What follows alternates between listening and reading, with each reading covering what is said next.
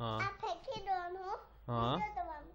પછી પછી આજુમાં માવા બહુ એ આપી દેવાનું. આ બેડરૂમમાં મૂકી દઉં. હે આ બેડરૂમ અહીંયા. પછી તું ક્યાં સુઈશ? હું પછી અહીંયા સુઈશ. છપપ અહીંયા પછી ભાઈનો હાલો જવાનો છે.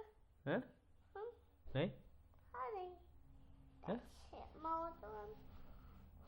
તું તું એકલી સુઈ જઈશ નહીં પહેલે બધા હા પપ્પા બધા સીધી મારી પપ્પાએ નહીં જોવે.